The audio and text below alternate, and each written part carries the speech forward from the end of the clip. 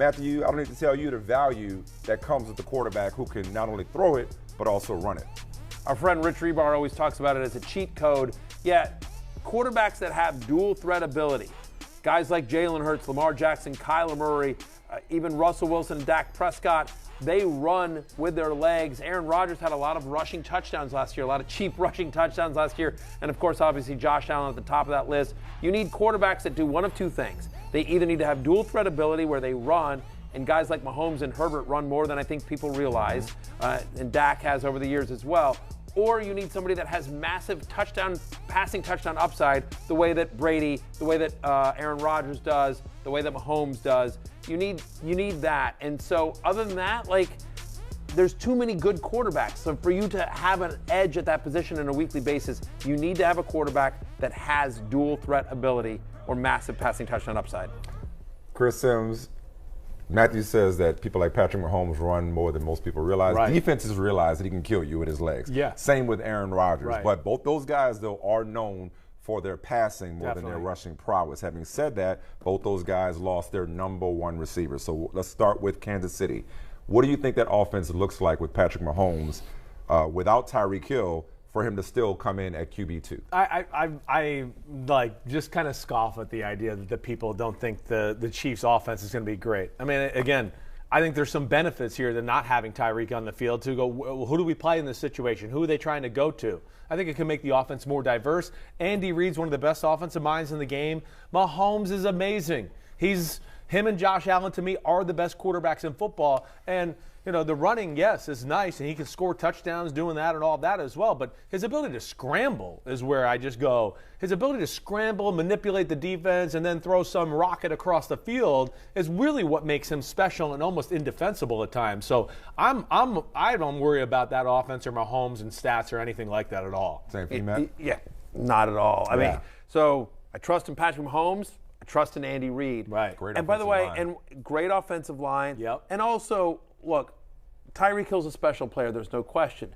But Juju's a pretty good player. Marquez Valdes-Scantling, pretty good player. No doubt. They still got Travis Kelce. Right. They still Sky Moore. They got Sky Moore. Right. Mecole Hardman made some plays last year as well. Right. So they've got a lot of weapons there.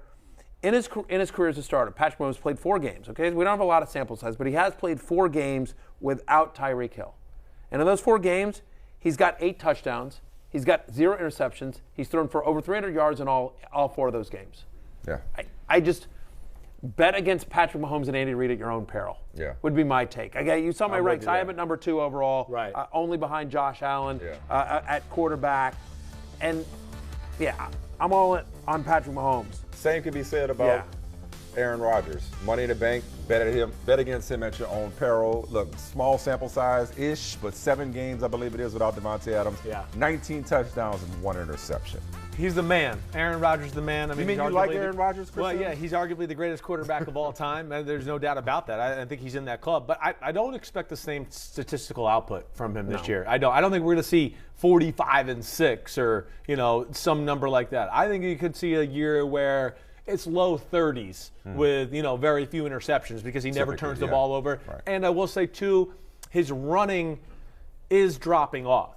He might still sneak in the end zone a few times, but I don't know. I wouldn't depend on that anymore. I do see a drop-off in his ability to escape the pocket and do some of that stuff. So that's where maybe I could see somewhat of a drop-off for Aaron Rodgers, fantasy and reality to a degree. Well, right. And that's why I'm at QB8, right? As opposed to like QB2 or 3. Yeah. 2 or 3. Right. But he's going as QB11 on Yahoo. And by the way, he was on QB12, and I made a big point about it the other day. And so, in my 100 facts column, so maybe we're bumping him up a little bit, but it's still way too low. He's Aaron Rodgers. What are we doing? Think about 2019. Weeks 5 through 8 in the 2019 season, Devontae Adams didn't play. Aaron Rodgers was still the second best quarterback in fantasy during that time frame, was scoring over 24 fantasy points per game. Here's the other thing about Aaron Rodgers. Again, I think fantasy analysis too often just looks at points, just looks at stats. And we're talking about people. And I will tell you this about Aaron Rodgers. I've met the guy once. I've met him once in my life, so I don't want to claim that I know him at all. It's your boy. But I've studied the man a lot. They've done studies, There have.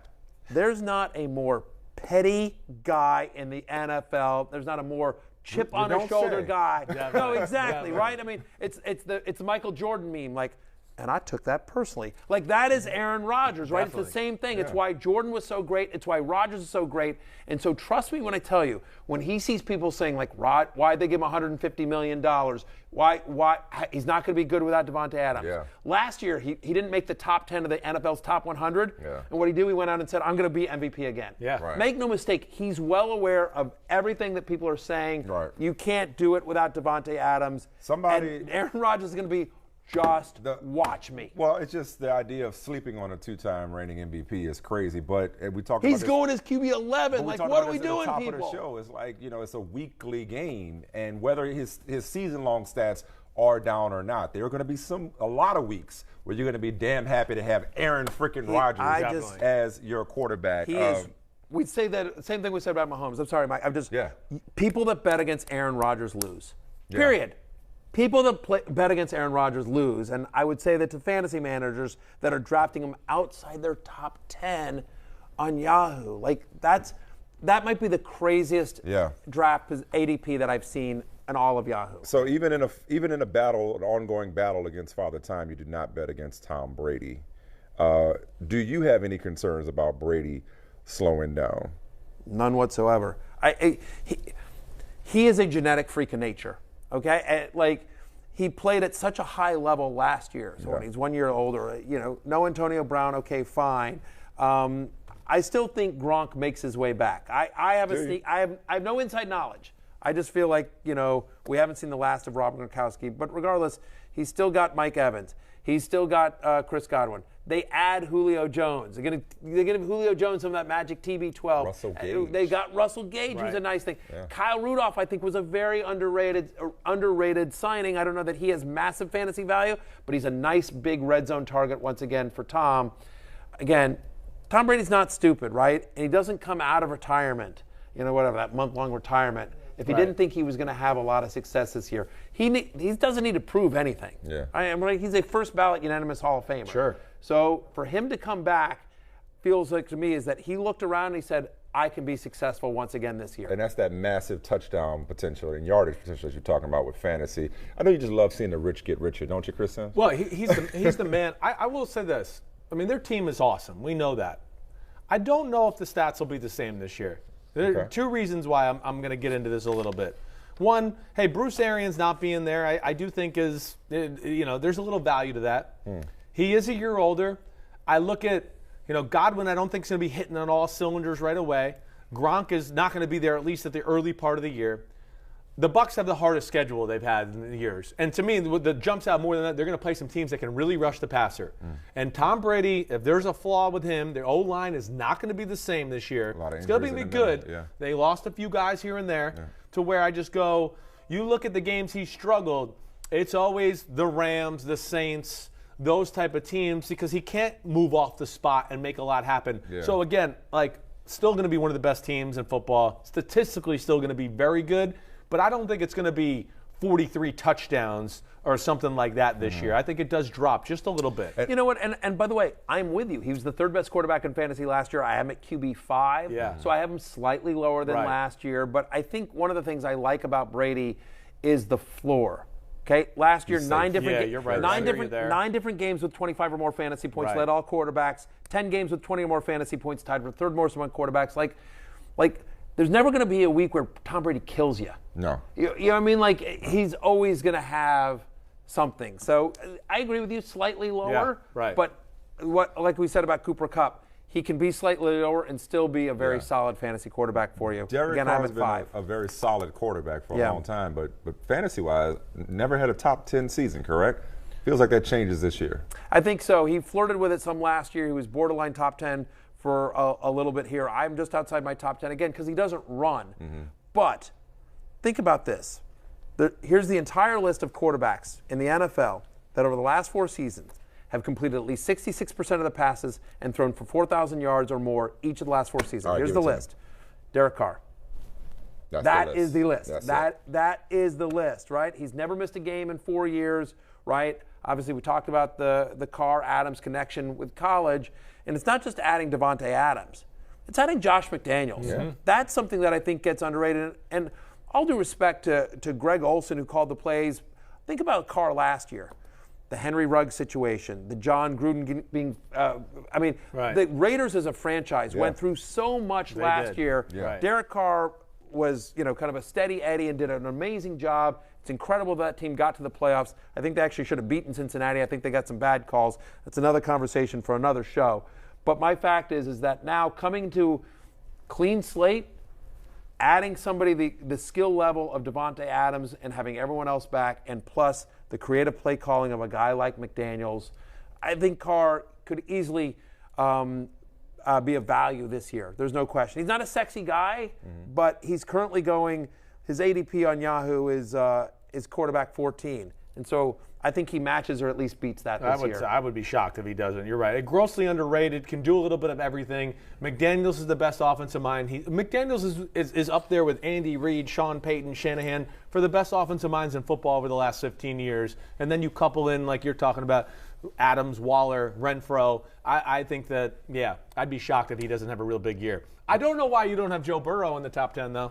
Yeah. Well, before we get to Burrow, you want to do Joe Burrow? I don't know. I didn't even know. I don't pay attention to where we're going with this stuff. I just talk. We go where you want to go. Yeah, that's all right. We go where you want to go. Joe Burrow only led the league in completion percentage. I think the people at home can realize who shows up to rehearsal and who doesn't. That's all good. It's all fine. Someone's got to work, and we're here all day. Sorry. Joe Burrow only led the league in completion percentage last year, and now has a better offensive line. Yeah. So your issue with him is what? My issue with him is, again, as we talk about, I don't hate players. I hate where they go in drafts. And my issue with Joe Burrow isn't Joe Burrow. It's with the drafters on Yahoo that are taking him 5th overall. He's quarterback 5. Okay. They're taking him ahead of Aaron Rodgers. They're taking him ahead of Kyler Murray and Lamar Jackson and Jalen Hurts. All right. I have a concern with this. People see the numbers, and it was a great story, right? He made the run to the Super Bowl, Bengals in the Super Bowl. He played, and he's fun to root for, right? He's Joe Cool. It is a great story. He's an easy guy to root for. I get all that. Sounds like you're saying he overrated. That's what I hear. Overrated. Yeah, or fantasy overdrafted. And overdrafted, which is close, right? Okay, he had 3 games. He had 2 games against Baltimore in the Kansas City game, and those 3 games amounted to 47% of Joe Burrow's fantasy points last year. 47%. The final 2 games, he threw for 971 yards and 8 touchdowns in those final 2 games. Again, it was the Chiefs game and the second Ravens game. And so if you look at the 6 games prior to those 2 games, Joe Burrow threw 6 touchdowns in 6 games. Okay? So my concern here is he doesn't really run. He ran less last year than he did the year before. Is he still a little nervous about the offensive line is better, which means they're going to be able to run the ball more. His knee's going to be better. His knee will be better, 100%. Right.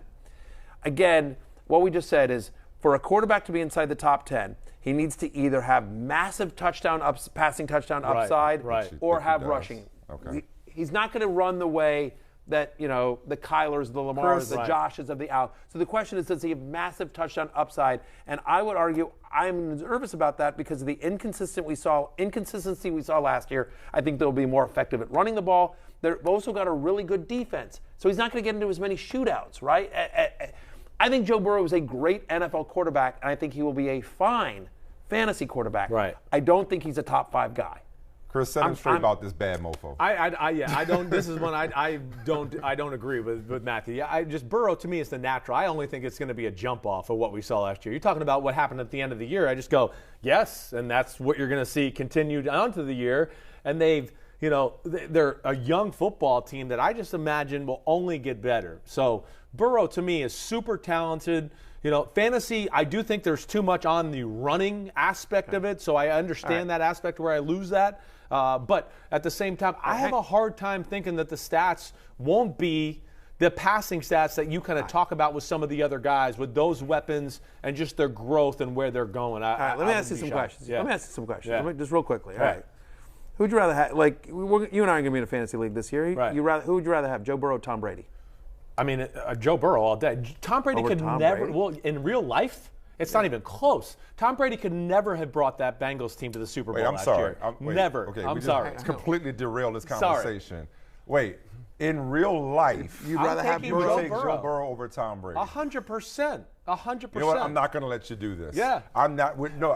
What I mean by not let you do this is we're out of time in this segment. By the way, the poster child for waiting on a quarterback is Kirk Cousins, but we'll save that for another show. Don't take the bait, Matthew. We're going to break. Do not take the bait. Joe Burrow was in the Super Bowl. I've dealt with this. Tom Brady wasn't. I've had this fight with him. The first Joe year, Burrow's in his prime, and Tom Brady's not. Don't let him do it to you. All day, every day, I'm taking Burrow over Brady. Burrow or Aaron Rodgers? What? Burrow or Aaron Rodgers? I'm taking Burrow right now. 100%. Burrow's one of the 5 best quarterbacks in the game. At least he's consistent. One of the 5 best? You just took out 2 of the best ones already. Well, they're not the top 5 to me. I'm just gonna say this. The views and opinions of Cris Sims do not reflect the opinions of this show or any of its other I've learned hosts. to ignore Cris a long time ago. No, you didn't. You asked me on your show every week. You're begging don't me. mean Shut I up. ignore you. It's good TV. Listen to me. It's crazy, but it's good TV. Hi, I'm Mike Tirico, and thanks for watching. Make sure to hit subscribe for the latest news and highlights from NBC Sports.